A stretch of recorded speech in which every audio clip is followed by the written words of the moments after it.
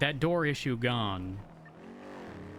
God damn it, Rhodes. I'm a police officer, not a fucking doctor with all these big fancy words. What are you saying? Right, I can confirm it's only for a little bit, because I feel like that, but I still get the doors probably after a little bit. Did you have a nap sometime in the past 2 hours? Yes. Well, fuck. I guess I'll find out soon.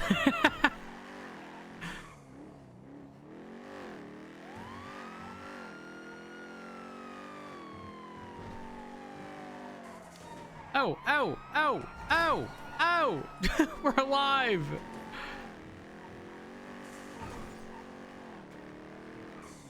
Okay, the first thing I want to check is if that digital den is there.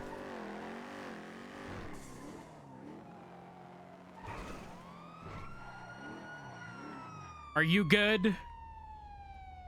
No, but I'll be fine. Oh. I believe in you. I'm gonna make sure you don't get hit. Though if I get hit, so much. you're gonna get hit. I'll do this better.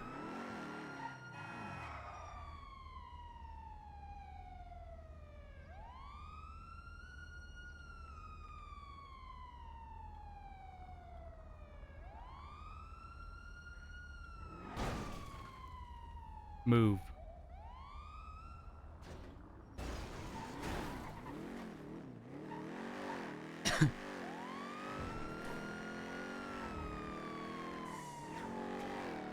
Okay, locals, hello.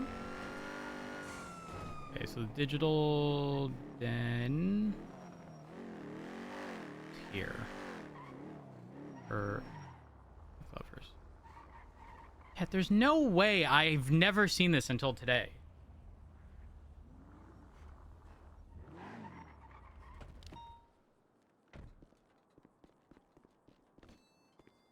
Am I crazy? Holy fuck. Is it specific doors or interiors? Is it all random ones? It is all random. Any... How do I explain?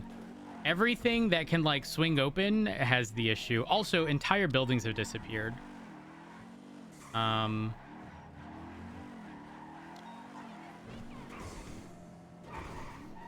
Like, for... I'll try to... It happened... It would be in my VOD, but I can show you an area. I don't think it's anything custom either. Unless I'm wrong. But there's a yellow carpet building in the south side. When I went down... and like looked in like a certain angle, the whole thing would disappear. Yeah, it was by the hospital.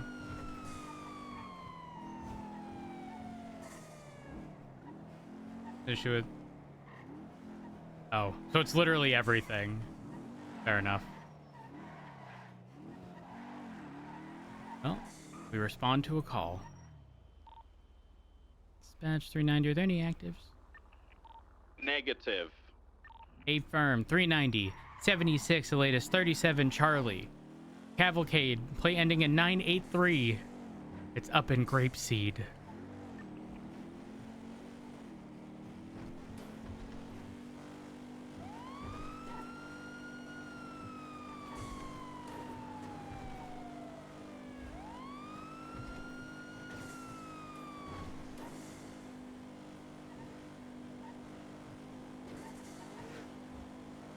Wee woo. That was a cavalcade. Aqua color. Metallic silver.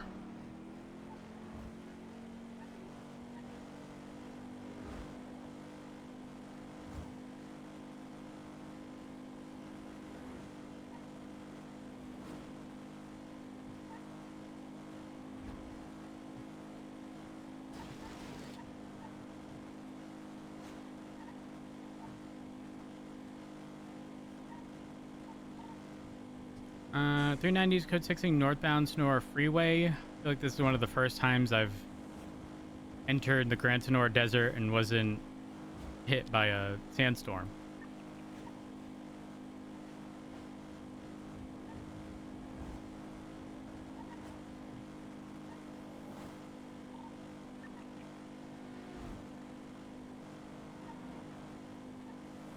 Wait, this wasn't even grapeseed. Oh, it does. 390 is going to push into Polito. I didn't see anything come south on Sonora Freeway. Do we have any units to deal with at 13 Bravo?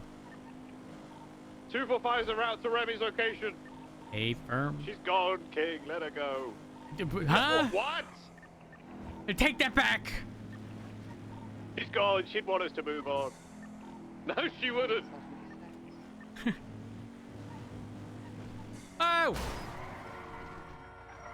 Oh, she's fine. She's just lying down on the ground. My name's Matt Rhodes. This is not a hit and run.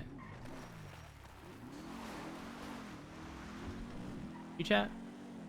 Legally, all is good. We identified ourselves. It's not a felony.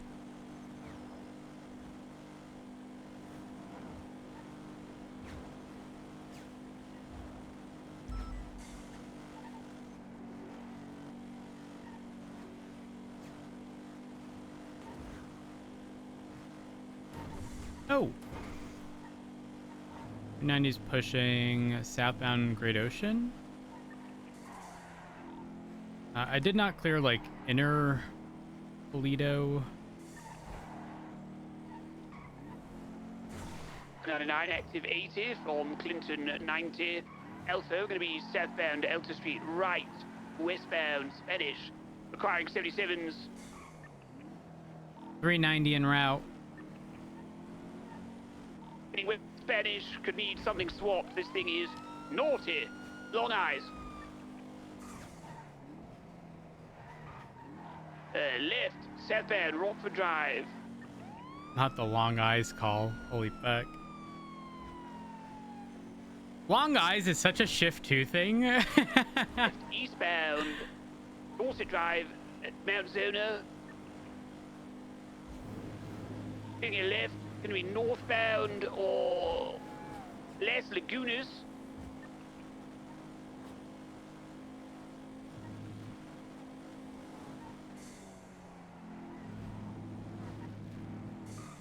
Right, southbound Upper Power.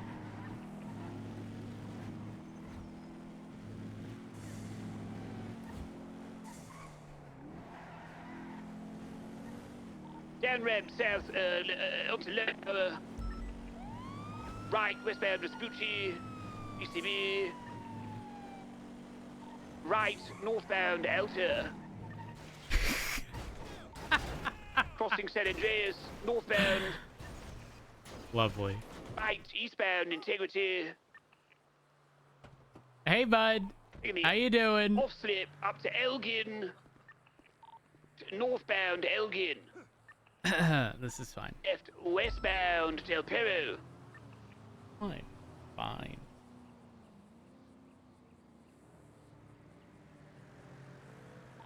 Off slip southbound to Puerto VCB.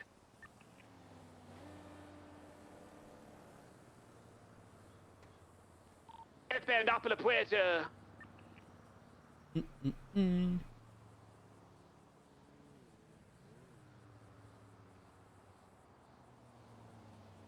Word rentals?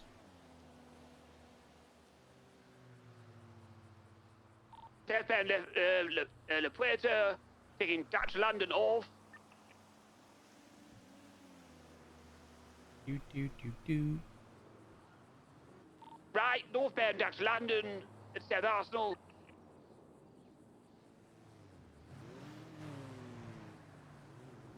I'm gonna have to jump off shortly.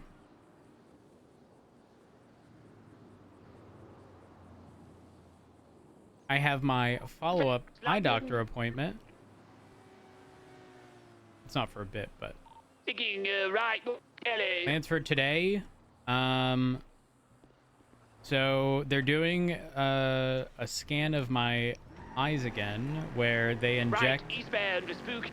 It's gonna sound fucking strange. They inject my vein with the dye, and then take photos of my eye to see whether or not there are any leaks in my eye now that they've done a bunch of laser stuff.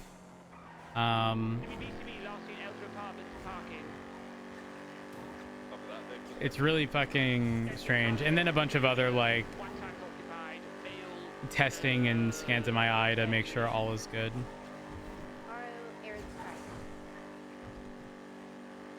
Yeah, I've got it. Don't alter it to yourself. Looks like he's taken off northbound alter.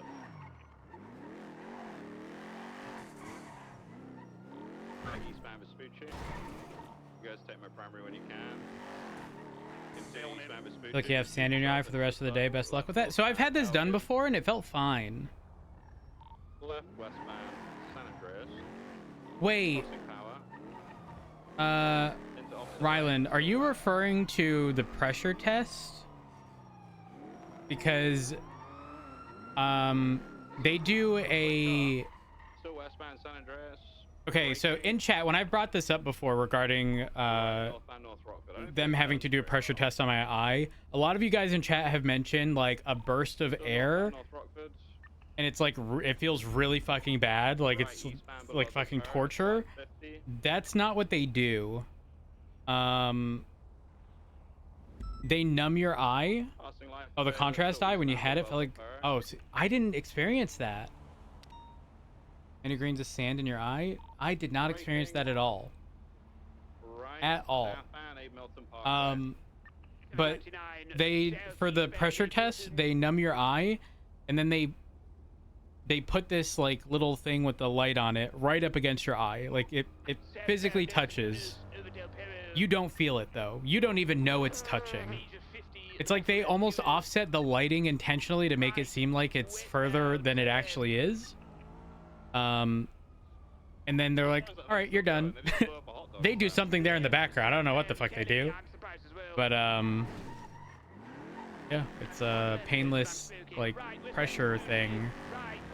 I was so afraid when I mentioned the pressure stuff, and chat was like, yeah, the burst of air into your eye is so fucking painful. I'm like, I've never experienced that. Maybe I had a bit of an allergic like reaction to it. It did diminish with it. Interesting. Yeah, no, mine didn't burn at all.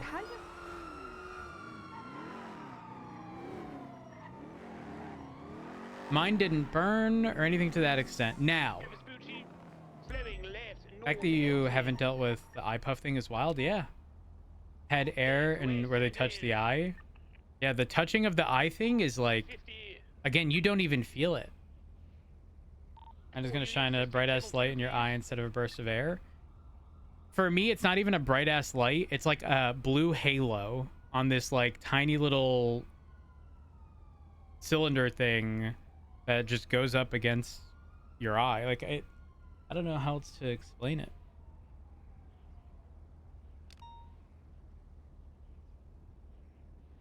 Now I will say, okay, question for anybody who's had the contrast dye thing in your eye. Did you guys see everything in like a reddish pink color afterwards? Because like it takes a little while for them to take the pictures, and you're like staring into this insanely bright light at that point.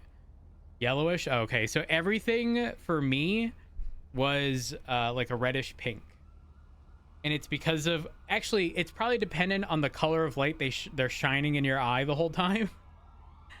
But it was so fucking strange. They have enough units on this chase, by the way. That's why we're not attaching.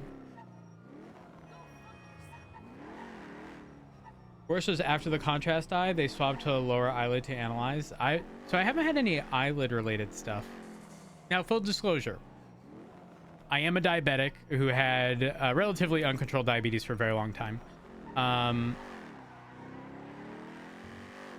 My diabetes is like very well controlled now, the best it's ever been. And so what happened was I got referred to like an actual eye doctor, not just like an, you know, the person who gives you your fucking prescription for your glasses, because they would do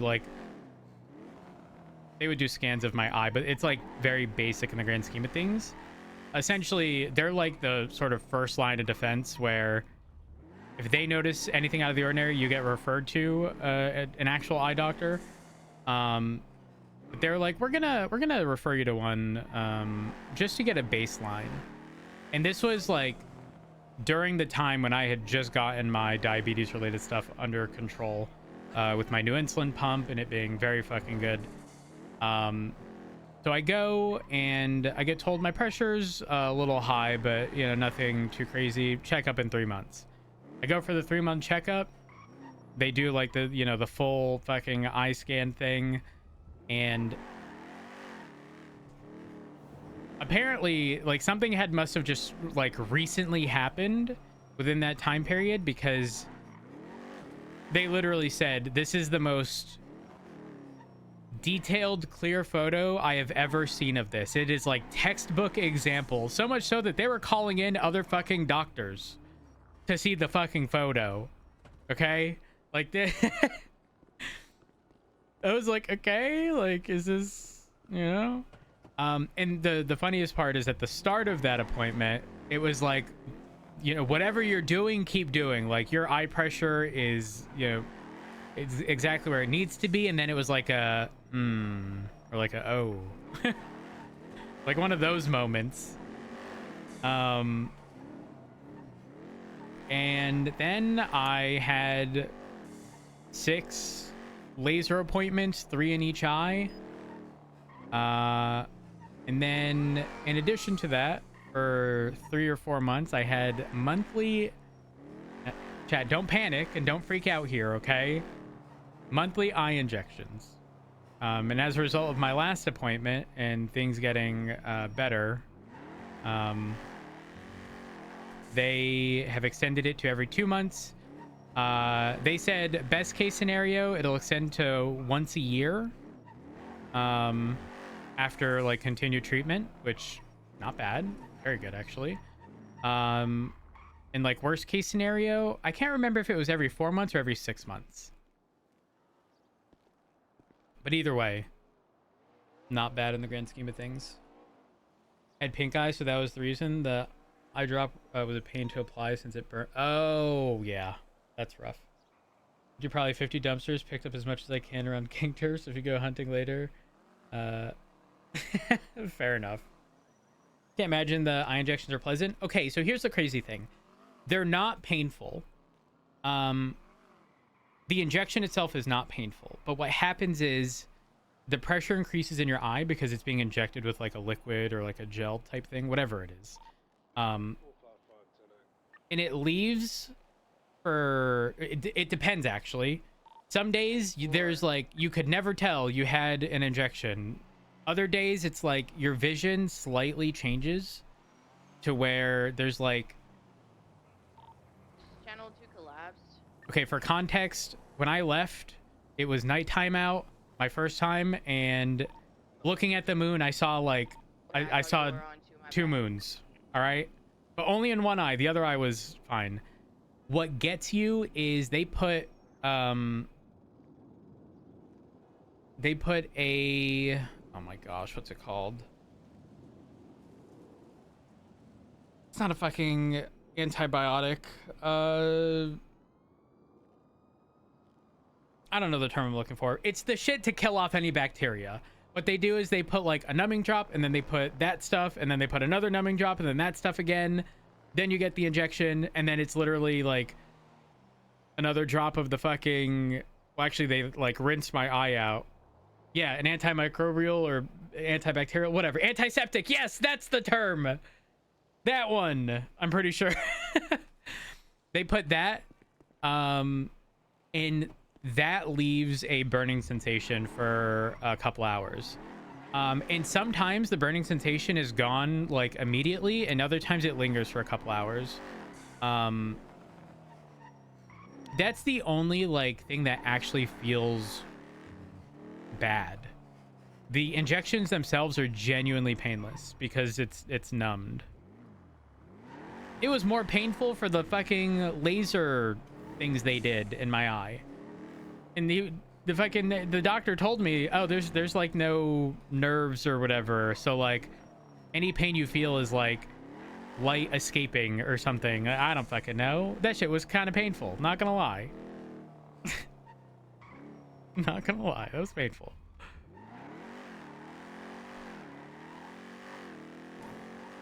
But the injection stuff, no. It is weird though, because sometimes you're left with like a black dot, and it's not necessarily like in your center vision. Sometimes it's offset to the side and it's the site of the injection, but it doesn't happen every time, so it's so weird. But again, explaining eye injections is like explaining like a fucking, like giving yourself a paper cut between your fingers. It sounds fucking terrible, but it's really not.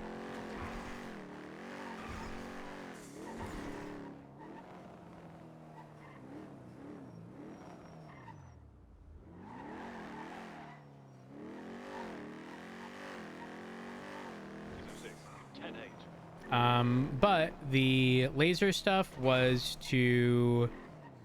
The laser stuff is like a permanent fix to like leaking or like weak blood vessels in my eye.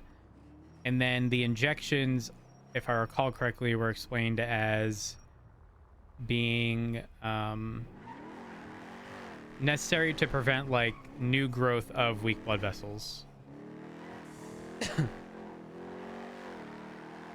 So chat, if any of y'all are diabetics, okay, make sure y'all get your diabetes under control. Don't be like bozo me.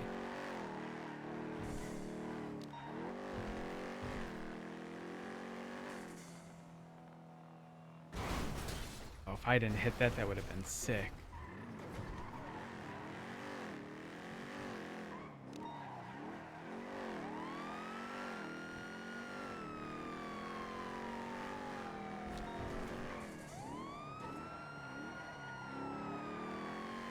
Have an eye appointment coming up. They're gonna have a field day with you. Hey, you never know. And the important bit is knowing that something's wrong. Again, full context. Had my you know, I'm just gonna say like the basic bitch doctor. Hold on, let me get you the difference between the eye doctors.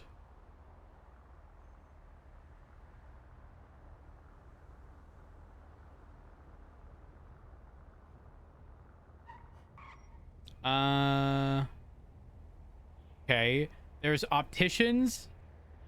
Apparently they're technicians trained to fit eyeglass lenses and frames and contact lenses to correct vision. They can't diagnose or treat eye disease. And then there's a optometrist, which does perform eye exams and vision tests and prescribe and dispense corrective lenses, detect eye abnormalities, and some can prescribe medications for eye diseases. Then there's an ophthalmologist. Those are the people you get referred to. So when you go to like a Pearl Vision, you're dealing with an optometrist. When Pearl Vision notices something is wrong, for example, that's when you get referred to an ophthalmologist, and that's going to be in like, you know, a normal doctor office setting. Does that make sense? Now, that could be different elsewhere, but had the optometrist not have sent me just to get baseline readings, essentially. Okay. Well, had they not have done that, I never would have known, because it would have been a year. It would have been a year after that I would have seen them again, to where they would have noticed anything wrong. And then I would have been referred to them, and because this was caught early,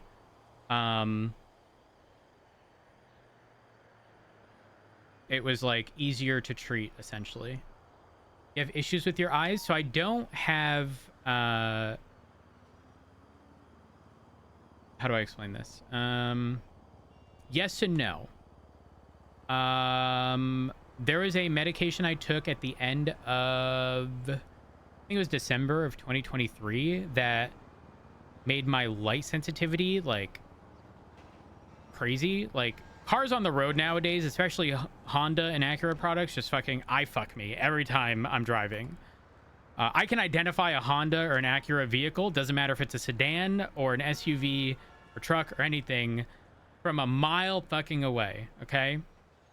So it made that rough. And so one of the things is like there could be a change in your vision. So stop the medication. It also made my vision at night worse. But like general vision stuff never has, like, despite all of what's going on with my eyes, I don't actually have a, outside of like just needing to wear glasses, there's no other. Actually, I lied. No, that's not true. Y'all remember before I went through all this, I told y'all there was like almost like a ripple in my vision, and I think it was my right eye. So, okay, chat, think of if there was a wave, right? Like going from left to right, or from this side to this side, and the wave went from top to bottom. It was like there was a small thing in my vision that made it so that if I went left to right, I could see that, like, that weird thing in my vision track the whole time. A slight distortion, yes, exactly. Alright, copy that. And that is gone. That is gone. Experiencing a similar thing. My vision is great. I can read letterboards just fine, but my nighttime vision is terrible. My light sensitivity is so high, and high contrast triggers migraine. So I feel you on the bright ass headlights. Yeah. I mean, I don't wear them at night, but my light sensitivity has gotten better. Are they like floaters, the kind that fall? Kind of, but it went away after my treatment. And the thing is, y'all remember that thing I was talking about regarding like that example of whatever that they, you know, saw in the photo? I'm like 90% sure it was that. Like whatever that was the disruption, like that little distortion in my vision. But yeah, again, the interesting thing is that my diabetes is like very well controlled now. Only annoying eye thing is behind the eye pain from blocked sinuses. Oh, that's rough. I never want to deal with sinus related issues, straight up. My dad had the same issue, ended up getting surgery similar to LASIK.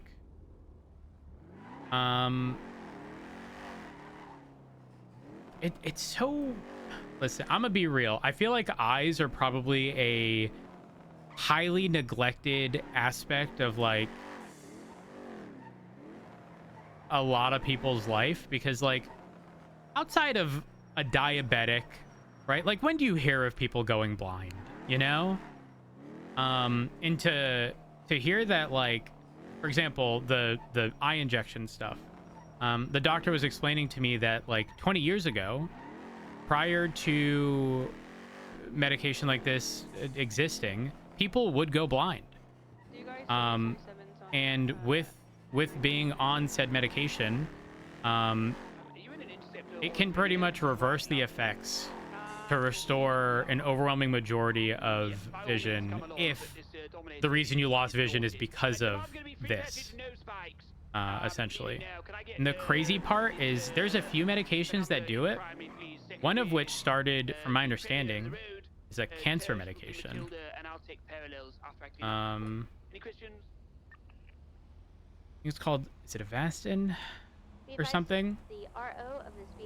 And I'm just thinking to myself, how did they get to the point of treating something or treating cancer with this and then injecting it into fucking eyeballs?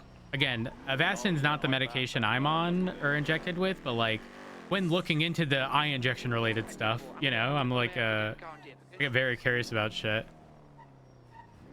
When were they like, you know what? Let's just, who fucking thought of that? What doctor or fucking scientist or whatever was like, you know what? It makes sense actually, considering, They're not ready to go, apparently, so like... it blocks the growth of certain things, but still, it's like, holy fuck. Depending on active ingredients, yeah. Oh, black spike. So I'll leave it now. You good for second, rear?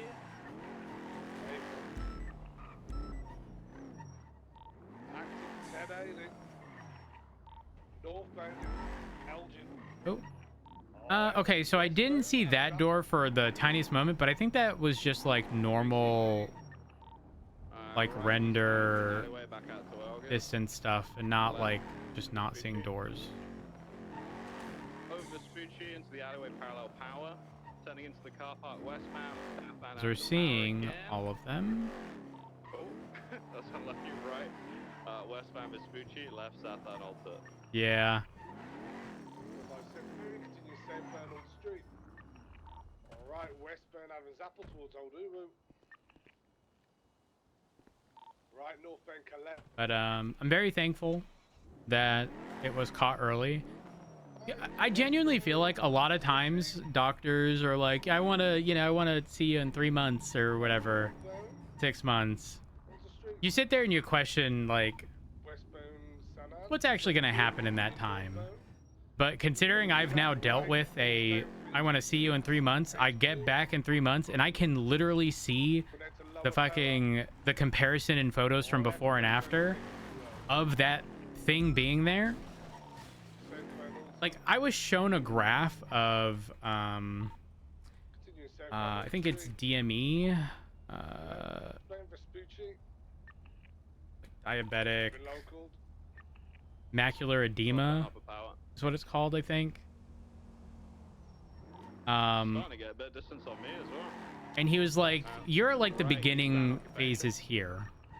And then that follow-up appointment, when that shit showed up on that scan, he was like, oh my gosh, what were the stages? DME stages. Northbound Strawberry Ave. Might be a freeway blast. Doesn't, no, never mind. Right. Um, Eastbound Integrity. Right, southbound Little Bighorn.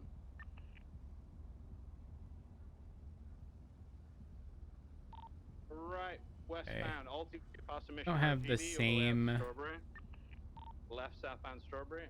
like graph thingy that was used, but Copy that. Westbound Vespucci. Over power. Right. I don't know. I see one that says like early, advanced, severe, and atrophy or something. Andreas, Um, northbound. When you guys are coming through, channel 2's available. Going to, thank you. And I can't remember. I think I went from like early to advanced or advanced to severe. I don't know. Whatever that fucking thing was that they got a solid fucking photo of that's probably going to end up in a textbook. Like, that was all the difference. It went from needing nothing to 3 months later needing 6 appointments of 3 sessions in each eye, getting my fucking eye zapped, and monthly eyeball injections. Both my retinas detached. Oh geez. Before surgery, you had 5% vision. Now you have 90%. That is insane. That is actually insane.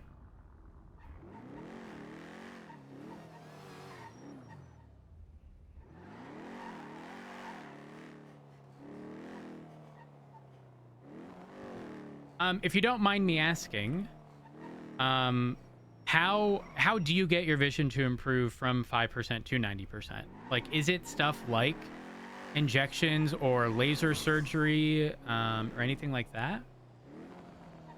I lost a friend of cancer who started having issues in November, was diagnosed 2 weeks ago. And, oh, that is rough.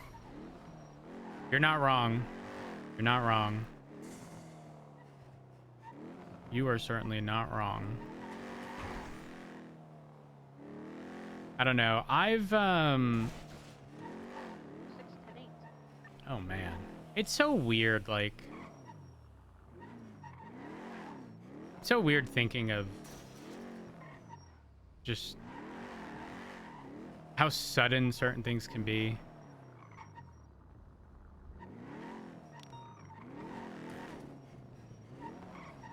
Normal surgery, 5 hours surgery, and gas injected into your eyes. Interesting. Lost vision temporarily in one eye after a stroke, and 2 aneurysms at once.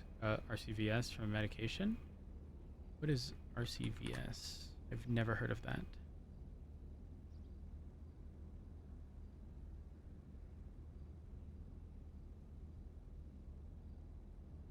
Reversible cerebral vasoconstriction syndrome, caused by sudden severe headaches, also known as thunderclap headaches, and reversible narrowing of the cerebral arteries.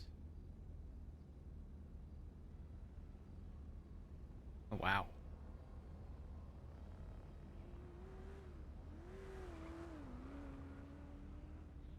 And the headache, says it's a sudden intense headache that reaches its peak intensity within minutes. Oh my gosh. Such a mall. No. Hello. What are you doing? What the? Is that a Batmobile? It is. No, I'm talking to Rhodes. Rhodes, what are you doing in Cypress Road? Well, I was doing my daily cleanup. It's very dangerous here. And it'll be considerably more dangerous if the fucking car parts just stay on the ground everywhere. Gotta clean them up. I'm gonna leave Cyprus. Y'all got nothing to worry about. Listen, I'm not here on like police business. I swear. It don't matter. You got the lights on. Get out of here. Well, I got the lights on because I'm in the middle of the road. Okay, get out of here. All right, y'all have a good one. Oh. You're in the road. Get out of the road. Uh-oh. Oh. Get out of the road. Uh-oh. Get out of the road. Get out of the road. Is that Get out of the is that Mr. Corleone or is that a local? That is both. Oh my gosh, they run so similar to each other. Oh, no. We have what today? We're still here. Are y'all off duty? We're not clocked in, so our blips don't show up. Yeah. But we're salary, so we're always on duty. Oh wow. Yeah. Remember, we're salary, always on duty. You could be salary Roads, just say. There are things that I would find considerably more enjoyable than being a marshal, let me tell you. Yeah, Now, to be clear, not that I find this enjoyable, but fisting myself, Talk later, Bruce. easily the best example I can give you. Do not find that to be enjoyable, and You don't? no, I would never. Again, I would much rather do that than be a marshal. Oh wow. Well. Yep. Mm-hmm. What if we combined TRT into the Marshal's Department and basically just told people, hey, if all you want to do is run around and chase warrants and raid people, then we'll have a Marshal division just for TRT to just go out and bust doors and catch warrants. I can tell. So it won't work unless they can maintain their position in the police department, and here's why.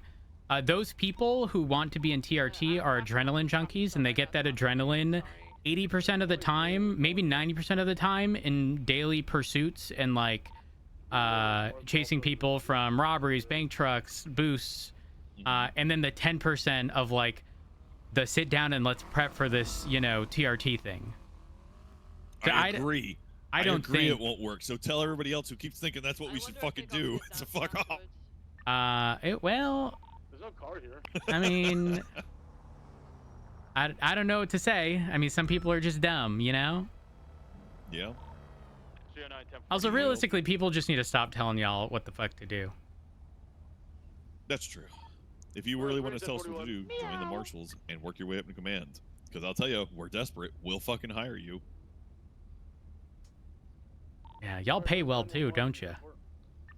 Yeah, we pay a lot better than y'all do. Craig, desperation is not a good look on your face. I'm just saying. Craig, your question. Starting salary is $100,000 a week.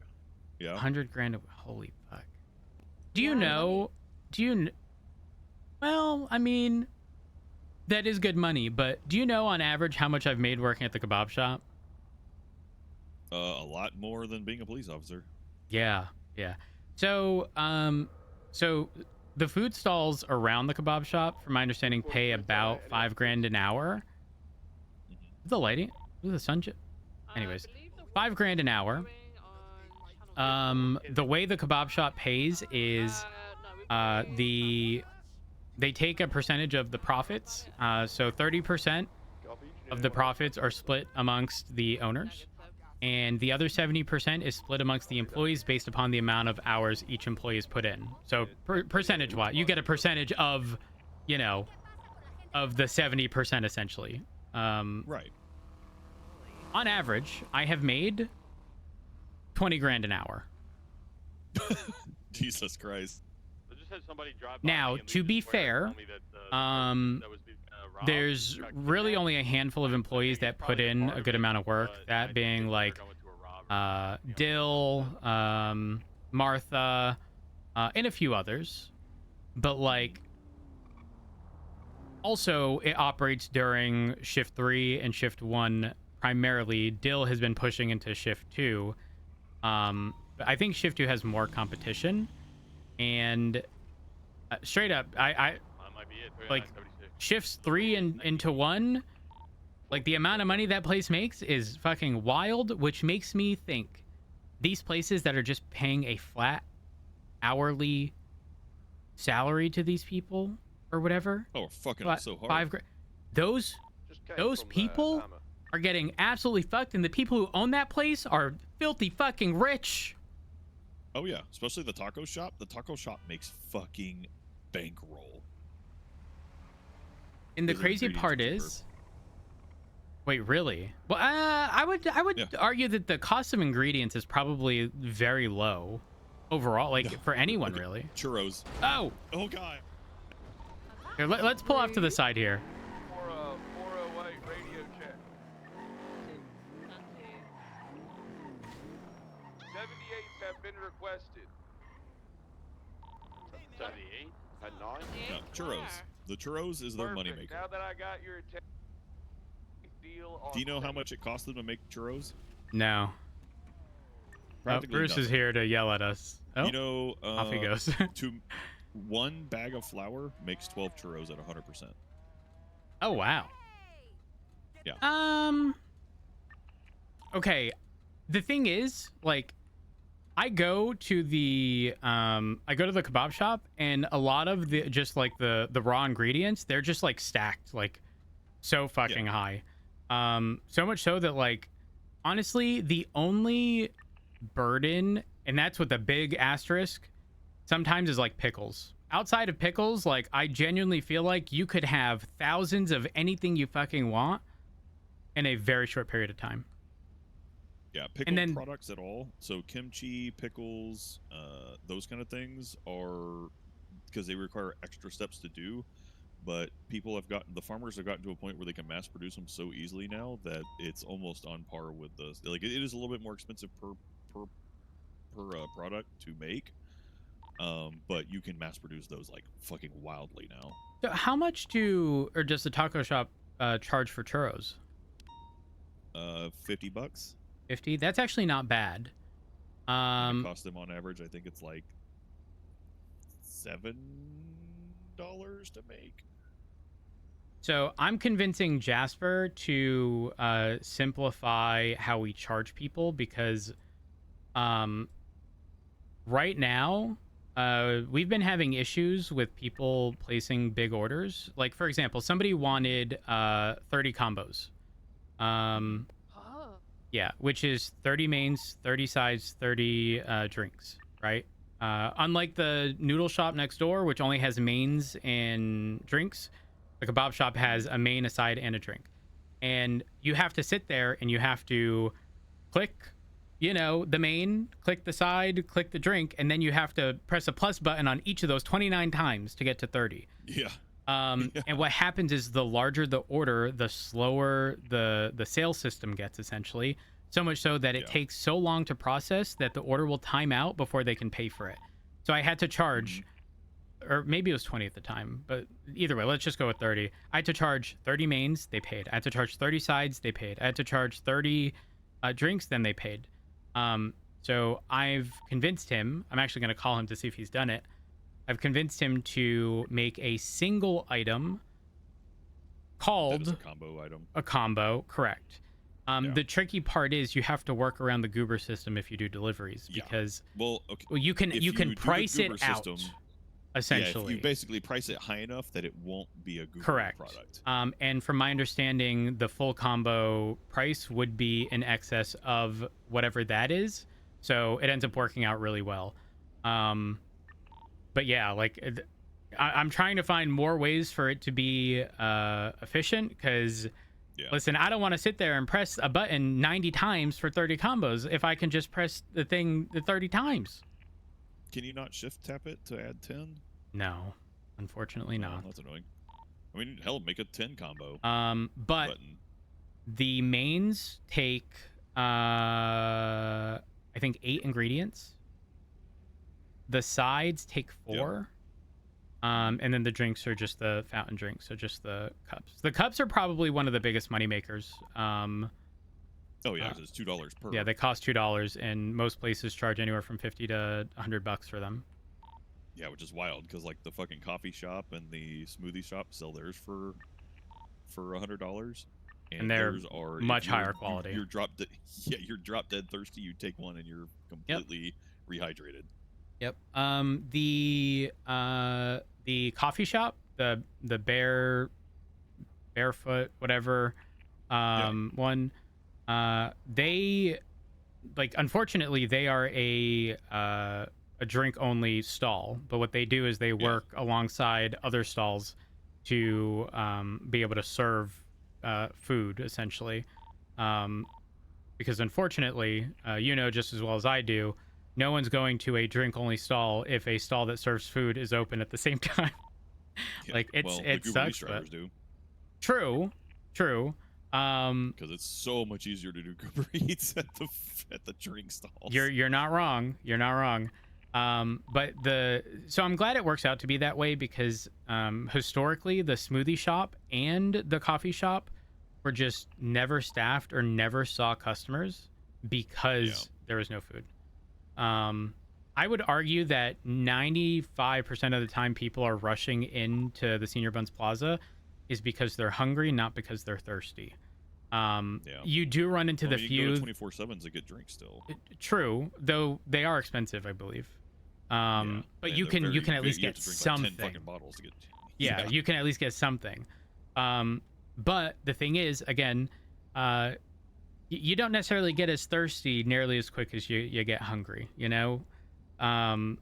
which is why most people opt to get food and then a sort of mid drink. I'm going to try to convince Jasper to increase if you order a combo, to make it 2 drinks, because I also saw that the taco shop was doing the same. I mean, the cost pretty much is nothing, and when people see the value in that, they're likely to just repurchase there as opposed to going elsewhere. Yeah, I know it will never happen, but I always wished that, how like in the food plaza, the whole kitchen is like a whole piece. It's just the kitchen for that thing. Yep.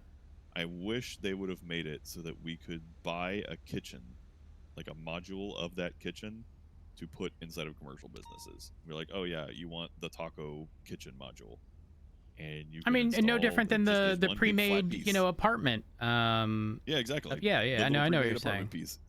Yeah, and if you were able to just go, I just want to buy the noodle module, and you can install it inside of a commercial business because it has the right piping connections. Oh my god! And stuff like that. You know what would actually be the perfect fit for that? Do you know, across from the Strawberry gas station, those commercial strawberry properties, like those, they're like relatively small and like thin width-wise, that that would be so perfect. Yeah. Like oh my god, you're not wrong. It just would have been so nice to have that as a module where you can be like, oh, $250,000, and you buy a kitchen module, and you basically get a kitchen for what type of food you want to make. Do you buy the sandwich module, the noodle module? Hell, you can buy the cafe module, buy the fucking coffee. People can have little cafes all over the place. But especially Yeah. just be able to do that and have, I bought a commercial property up in Polito, and Outside of I'm a gonna stall that serve- gets hoarded and never used. Yep. Yeah. Not wrong. I feel like that would have been a lot better for the state to be able to have something like that. And because how many, I'll ask you, how many commercial buildings have you seen that are open where people can walk in and conduct business? I can name one, maybe two. Yeah, the hub. Which one's the hub? The one right across from the downtown, the material hub, where you walk in next to Innocence 24/7. Oh, yes. And there's also the is it the bar up in Grapeseed that I've been hearing about recently? Yeah. Yeah, the bar. Outside of those, I haven't seen much, which is crazy because back in the day, like the Mojito Inn, you would remember that. Yeah, I worked in Mojito Inn. Yeah, that was lived in Mojito Inn. That place was designed so fucking well too.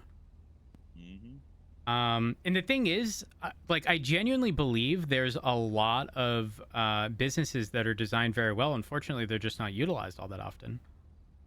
But it's no different than the food stalls. Like, unless what your business offers, like, fulfills a necessity, unfortunately, people aren't going to go. That's the reality. Especially during these times. During the daytime, some of the social hub areas get used.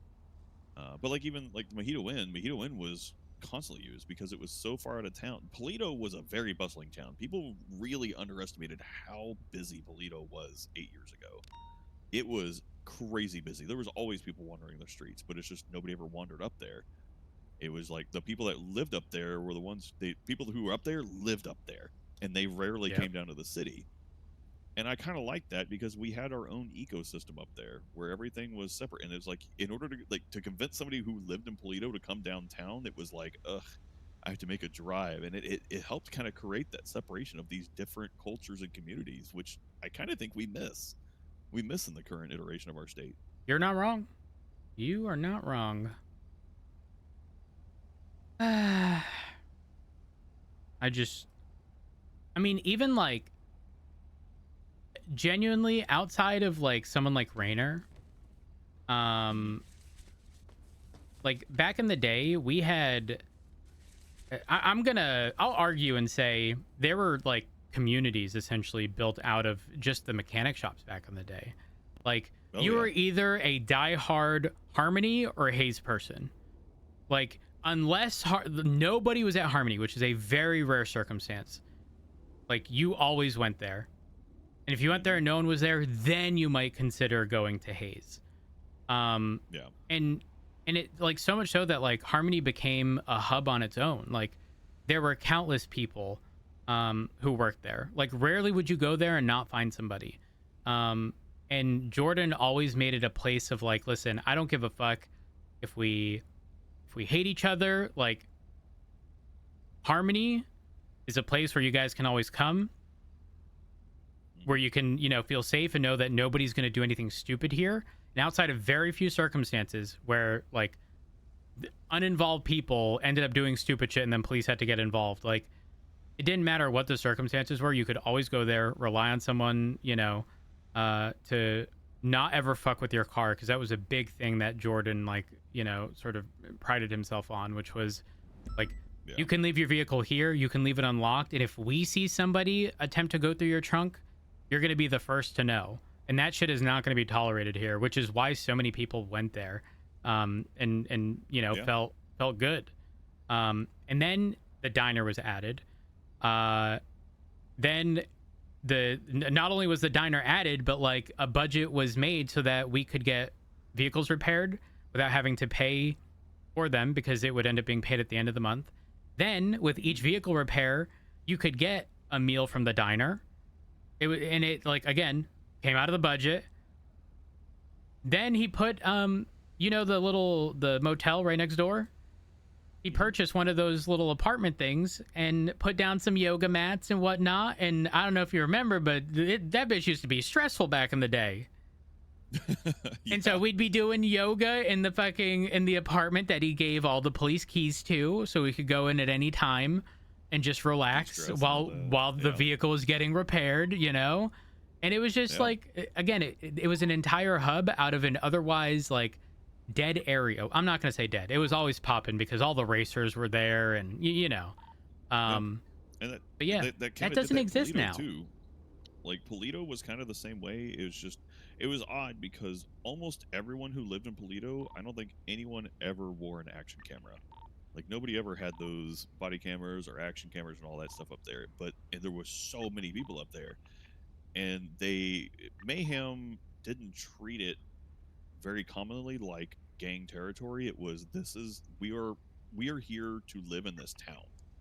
And so they enforced rules like you don't disrespect the main drag. Like, you know, the main drag down the center of it, Polito Boulevard, was where all the businesses are.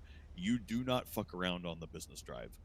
Like, that's where the businesses are. You want to blast down the street. Like, you need to get from east to west quickly. You go to the highway or go to Procopio, and you drive down the street. But you do not fuck around on the business strip, because they want to encourage people to come shop. And they had all kinds of crazy businesses on Polito Boulevard. Oh my god, that just reminded me of the cafe on the strip. The one that had the little the bears, the little toys for sale. And there'd be holiday edition ones. Oh my god, what was her name? Oh god, I can't remember. It's been so long. But yeah, we had the whole strip. Like, it was anytime especially any holidays coming around. Is it Shirley? Valentine's Day. Am I thinking of that wrong? Yeah, you had a couple of them. You had the Moo. Was it Shirley? Shirley Lemons? Yes. She had a very southern accent. What? I'm like, what was the name of the business? Yeah. It was like it was Lemon something. It was a combination of both their names. Lemon Haze, wasn't it? Wife. There you go. Yeah. Oh Lemon my Haze, god. Right. Holy fucking throwback. You had their shop. You had, there was a mechanic shop. There was a parts shop. There was the embroidery shop where they would do, like, I actually worked at the embroidery shop, and I produced embroidery stuff for people.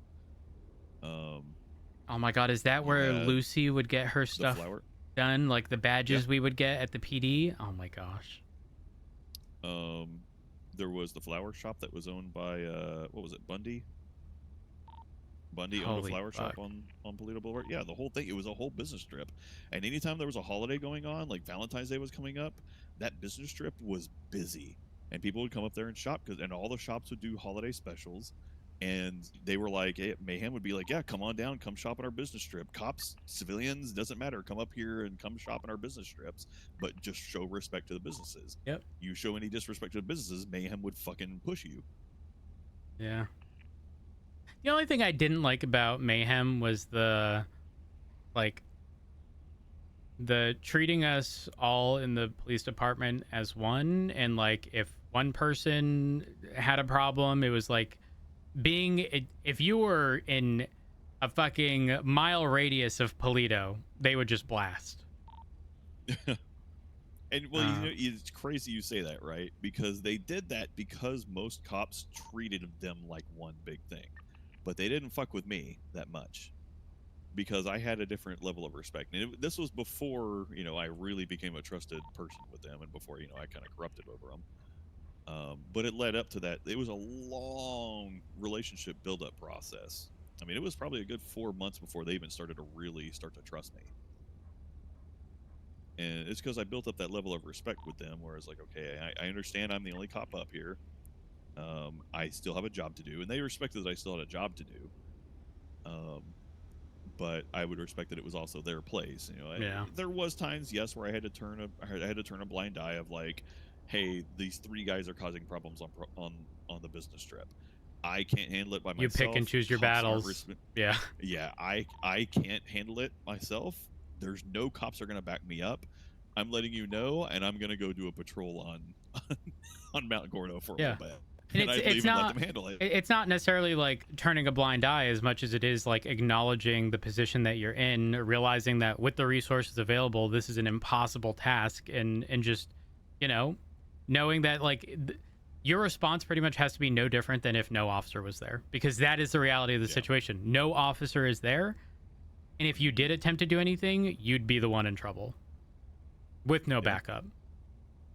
But yeah, man, I want there to be you know, those small, like, I want to see the Shirley Lemons have a nice fucking business to run and like take pride in it. And the thing is, I know that she, like, not her specifically,